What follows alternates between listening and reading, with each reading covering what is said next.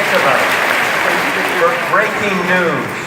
The cat's in the tree. 5 minutes later, breaking news. The cat is out of the tree. I mean, it's really it's a disease. Any other questions? Yes. Ma'am? Yeah. That's the... We're gonna let Ann Noctegal here ask her question, then the gentleman, see the gentleman in the back that's waving, kind of the spotlight's on him up in the bleachers, you see him? We're gonna let him ask one after Ann. But I'm There it gonna is. speak loud. So I am a journalist by nature. Yay, love you guys. But today I asked not only my millennial son, but the millennials I work with. I said, I am so excited. I am going to see Woodward and Bernstein. And they said, who's that? And so my question to you is, what does that mean for journalism today, right? Nothing. See, it's the same question my daughter asked. Who is Woodward? She knows Bernstein. I do think it's a serious question though, because you to me represent what journalism is about, serious investigative journalism. And so where do we see that today? And maybe as a follow-up to Ann's point, you had shared with the students earlier, and I think our students are going to ask you a question or two about local news, but you know, you two are still engaged in your profession, you're passionate about your field. For those of the millennial generation and younger, who do you see out there that's doing among the best investigative work, whether it's this young journalist from Seattle or others? But as Carl was saying, there is lots of it. And remember, we have that movie that goes back. Now, a word about the movie, a personal word. You have no idea how many women I've disappointed.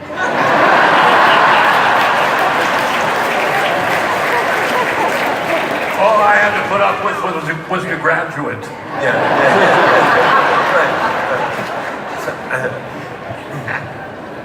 So, it's... Mrs. Robinson. Yeah.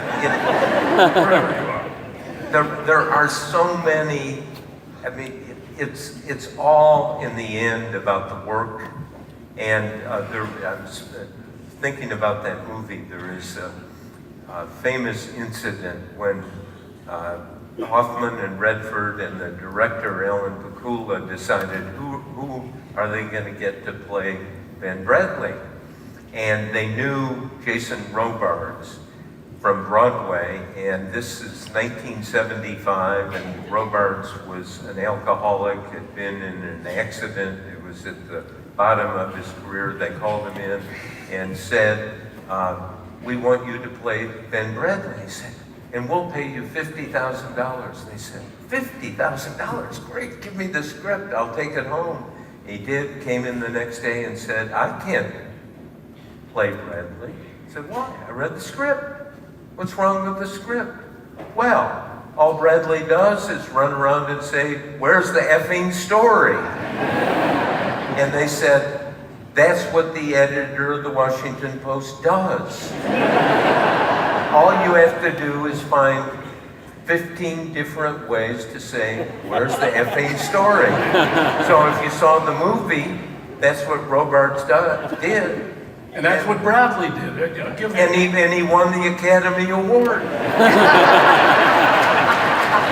And imagine that, reducing the role to 15 different ways to say what an editor says. Thank you. Okay, there you are, yes. Yes, has mass media become the fourth arm of the government? Has mass media become The fourth arm of the the government? fourth arm, the fourth branch of government? No. And in fact, if you have any doubts, listen to the President of the United States. It's not the fourth branch of the government. It's very independent of the government.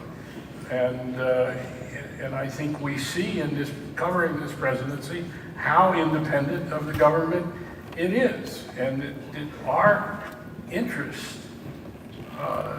without being pompous or without being too highly self-regarding, is this function that the First Amendment gives us, and that we do try to determine the best obtainable version of the truth.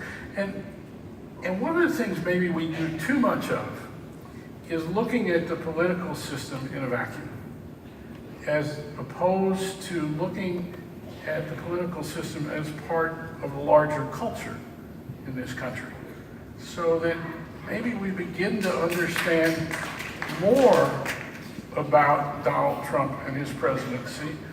I think it's a great surprise to, certainly to me as a reporter, and most reporters I know, how a kind of naked racism could have such an appeal at this day.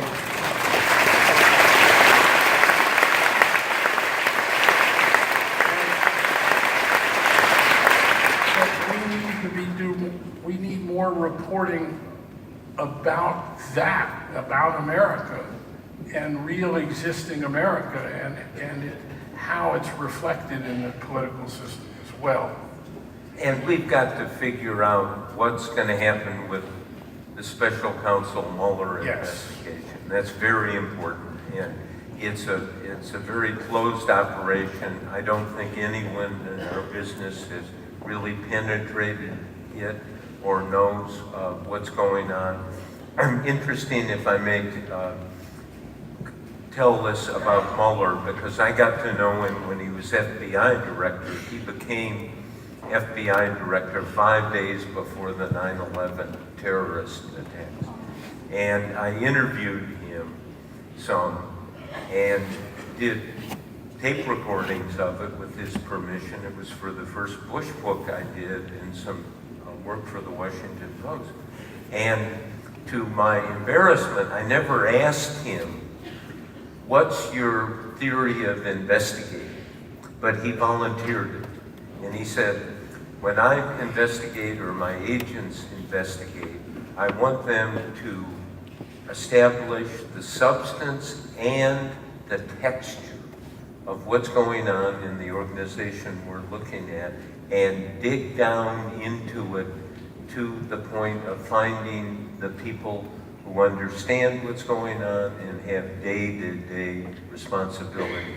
Somebody who worked for Mueller, I asked the dime novel reporter's question, how do you see him now?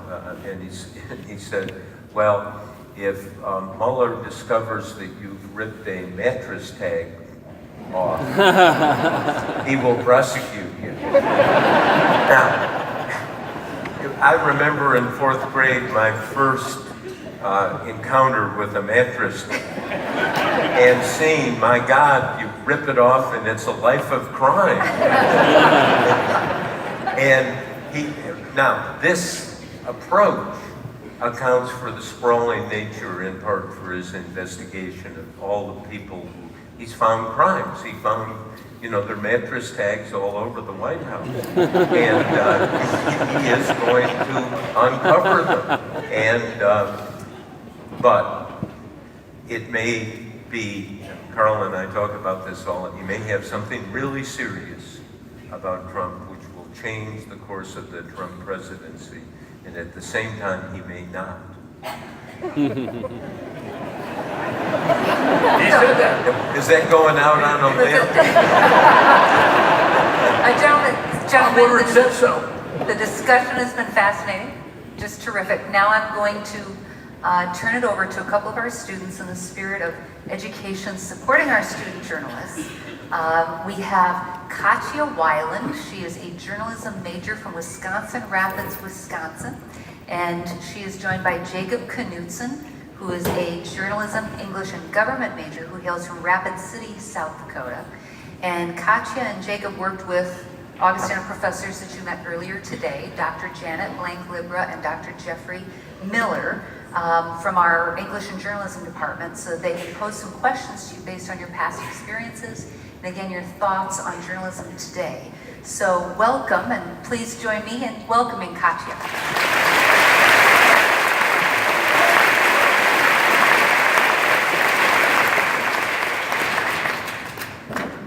Watergate began as a local story, but local news today, in both print and broadcast, is falling off a cliff.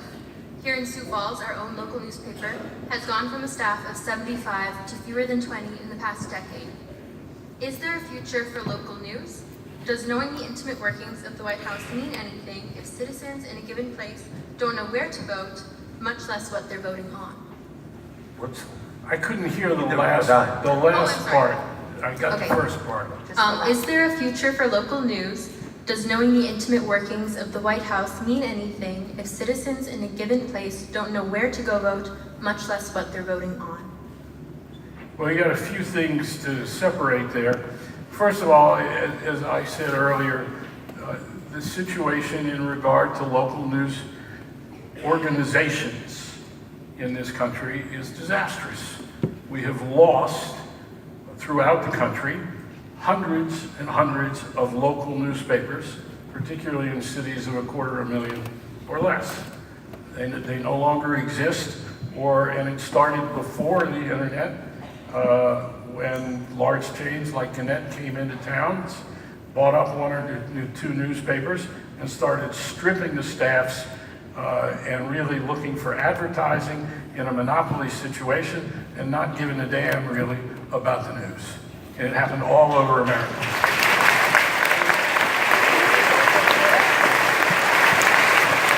And the terrible thing is that the cohesion of so many of our communities was dependent and was built up over a couple hundred years in those.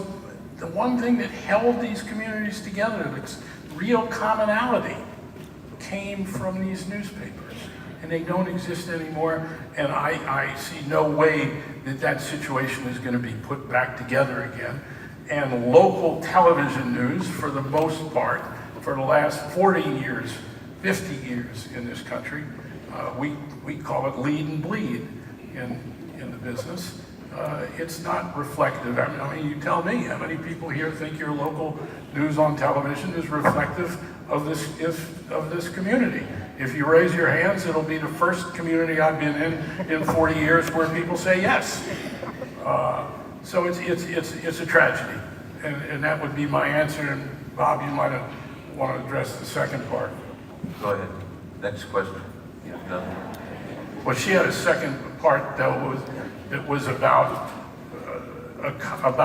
kind of citizen apathy. Is that what you were getting Yeah. at? So the question was, does knowing the intimate workings of the White House mean anything if citizens in a given place don't know where to go vote, much less what it is that they're voting on? What you were saying is if citizens don't know the inner workings of the White House, or they may know, but they don't know how to vote. I think as you just described, there's been terrific investigative reporting on the presidency. You both articulate, you think there's been a lot since the time of Watergate, what you've done, what others have done. And so as consumers of that and wanting to know the inner workings of the White House, but if the impact on the local news is that people aren't made aware of what's happening at a more local level or state level, they don't know some of the basics of where their polling place is or how the local news is being covered in that sense of community, Carl, that you were describing. Did I summarize that okay? Okay. But presidents have extraordinary power. Having done books on 9 of the presidents, from Nixon to Trump, and trying to understand them. And it was Ken Burns, the documentarian, who said that's 20% of the presidents we've had. And there is some common themes. One is all presidents are isolated. All presidents one extent or another think they got there. It's almost destiny, particularly with Trump. He's gone through a self-validation that none of us are ever going to get in our lives. And so we've got to really look hard at what presidents do. I remember during the George W. Bush years talking to a group of academics, and I was saying presidents are commander-in-chief. They can employ the forces they see fit and start wars. Oh no, the academics said the Constitution's very clear that Congress declares war. Well, the last time we had a declared war was World War II, and I think we've had some wars since World War II. And they would not hear of it. And I said, look, George W. Bush can invade Mexico tomorrow. And one of them stood up in the back in anguish and said, don't give him any ideas. They have the power, and we need to understand, I mean, not to take the place of local news, but the understanding, and Carl always made this point when we were covering Nixon, we need to understand how that place works and who has power and who talks to whom, and that's critical in the Trump years also. You also have the power of the pulpit of the presidency, which is unlike, as Donald Trump is proving day in and day out, unlike any other pulpit in the world. And I think you can make an argument that particularly in his last couple of years, Obama did not use that pulpit effectively. Let's welcome Jacob now for his question.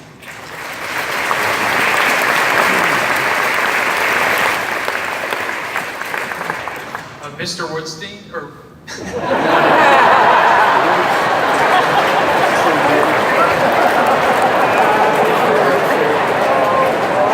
that's what you go by, yes? We'll answer every other word.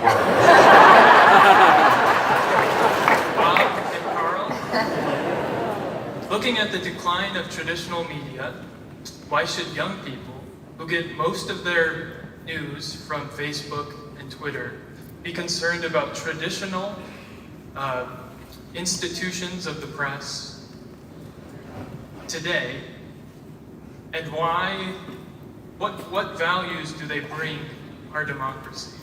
Let me tell you, if it's true that most young people get most of their news from Facebook and social media, it's an even bigger horror than I perceived.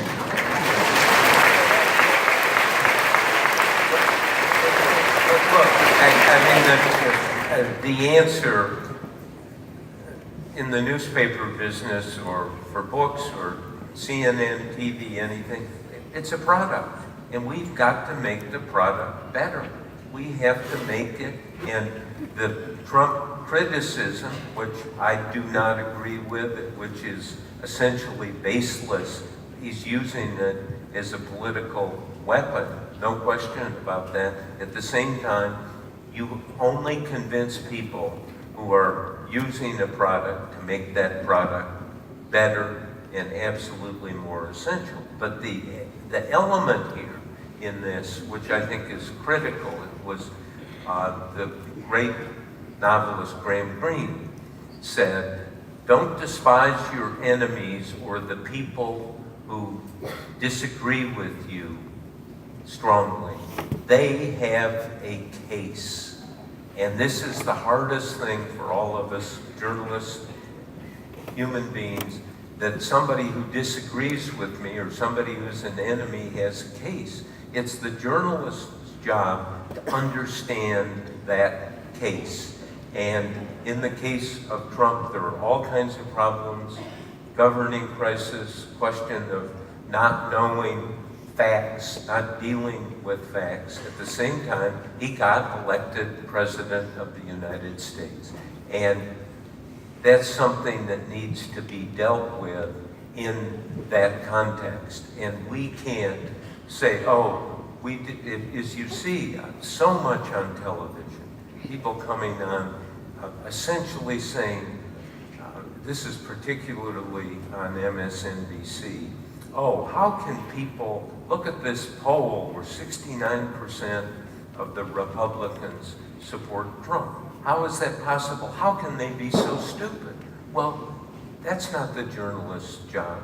The journalist's job is to explain what went on and not be crippled by our own emotional political engagement. And that's what's happened. But also repertorially, it's not a question of stupidity. It's a question of affinity. Yeah. It's a question of why do people support Donald Trump? And there are reasons. And it's our job to understand and find out why do they support him? Why did Hillary Clinton tank as a credible president who all conventional wisdom said should have walked into the White House? I would love for each of our students to ask one more question. Would that be all right? Pardon me? I'm going to ask each of our students to ask one more question. Sure. If that's all right. Okay, Jacob, do you want to go while you're there, and then we'll turn it Yeah, that's over to Katya? Okay. One key duties of the journalist is to provide access to the corridors of power, so people can know, understand, and can act on what they find in those corridors. Yet the occupants of those corridors in government, business, and education add more and more locks and security devices to keep what's inside from getting out. How can graduates from schools like ours learn how to gain the access necessary for a democracy to function? I'm thinking. I think we're looking. Let me try to step back a little bit. We're not doctors for the problems of a culture or a society. It's not what we as journalists do. We're capable of some analytic and repertorial analysis and opening and revealing through. But I think what's happening to a large extent in the focus on the press today is ignoring the country itself, the condition of the country, who we are as a people. We are in, and again, I think this is demonstrable, in a cold civil war in this country, and have been for something like 25, 30 years. And what the Trump presidency has done is that he and this presidency have brought this cold civil war almost to the point of ignition. And it turns out that yes, 45% of the adults voting age in this country consistently, and particularly those who, 80-90% of those who identify themselves as Republicans, support what Donald Trump does. Not necessarily what he says. There seems to be, and I think there's been a lot of reporting on this, that what I might regard or report with justification as demagoguery on a scale that we've never seen in a president of the United States is just fine with a lot of those who support him. That's worth reporting on. So I think... But they're entitled, look, people are going to have their judgments. I just think that, you know, you're right, we're not doctors, and it's to explain what's going on and make it vivid. And there is something about this democracy in the end that works quite well. And it's got a history of working well. This is a problem time. We've had problem times, and the press. I mean, look, the whole just spending too many decades doing this. What do I worry about when I get up in the morning? Because of my age, it's to get to the bathroom, to be honest. But the second thing I think about is, what are the bastards hiding? Because both parties, people in power, are hiding, and the thing to worry about is secret government, And- because there are too many things going on.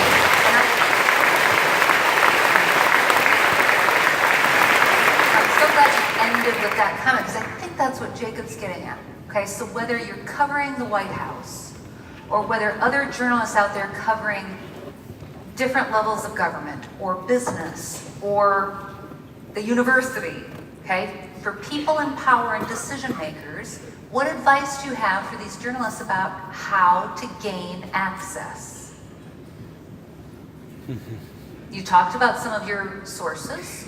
You talked about people you stayed in touch with. I mean, Well, Yeah, what about the access of... Let's student talk about that. talk to the students. If you're talking about, you're a student reporter, and you want to report on your president's office, how would you go about it? I'd go maybe and talk to the people who work with you. I might knock on their doors at night. Like that, Stephanie. Let me tell you something. I think Would one you of, let the him things in? one of the things that you're getting from Woodward and me is this ain't rocket science.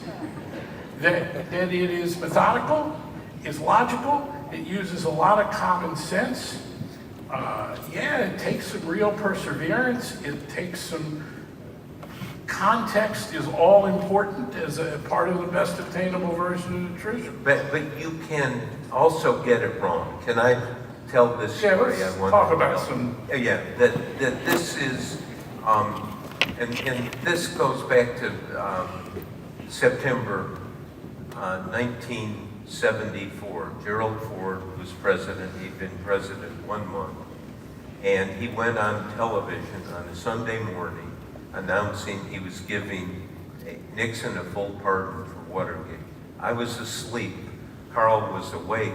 Carl called me and said, it always has the ability to say what occurred and in the fewest words with the most drama.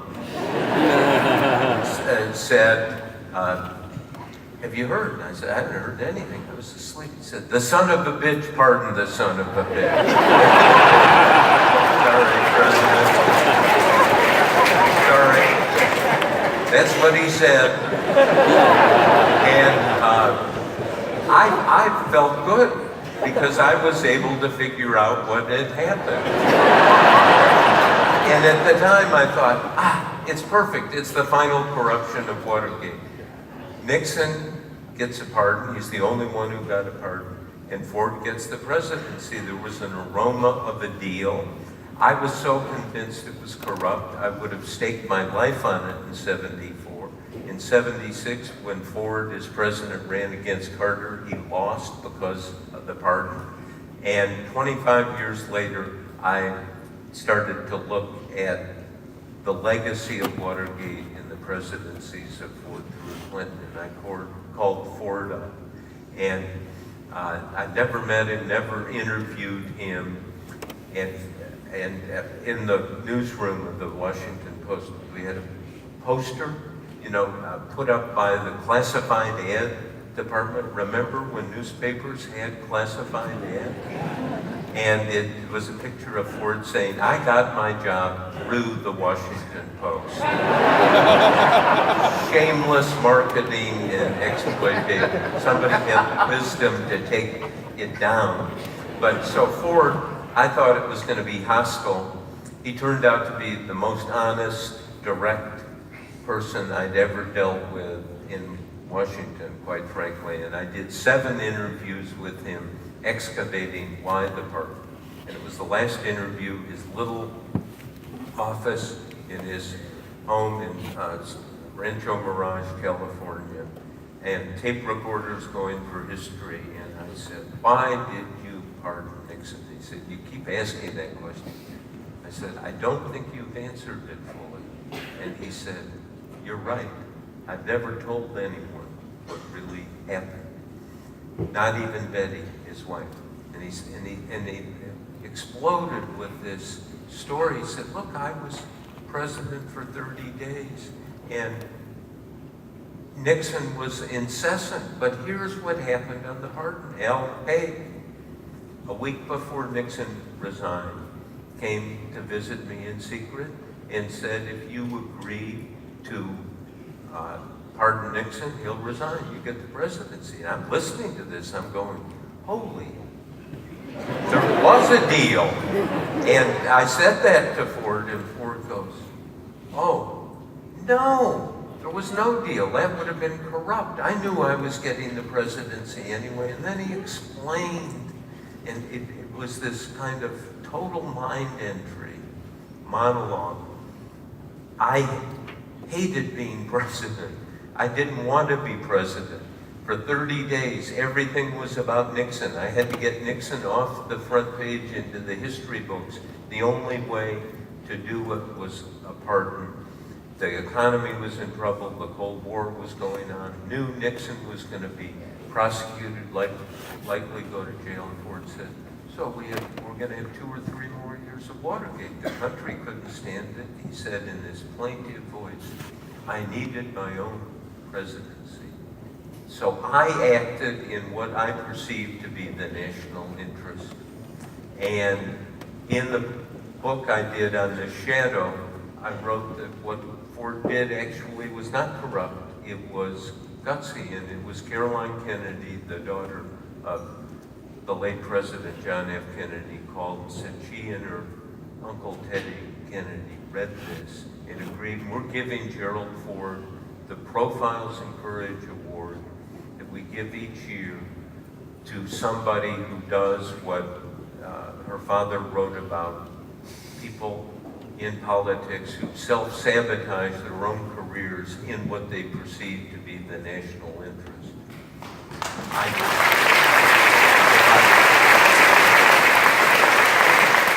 And I didn't go to the ceremony, but I watched it. Honest, what a cold shower. What a humbling, humiliating realization I had to experience. Because 25 years earlier, I would have staked my life. It was corrupt. And then you look at it through the lens of history, and spend time against the problem, the reporting, and you realize what you were sure was corruption, is courage. You cannot have that experience in our business and not, it gives you pause every time you say, this is the way it is, with certainty. And you rarely get that certainty. And we got to incorporate that sense of, let's take a gargle, a Valium gargle, let's kind of mellow out and not jump. Yes, you have to be aggressive. You have to really examine what the reporting shows, but you may not understand it. Final question, Katya.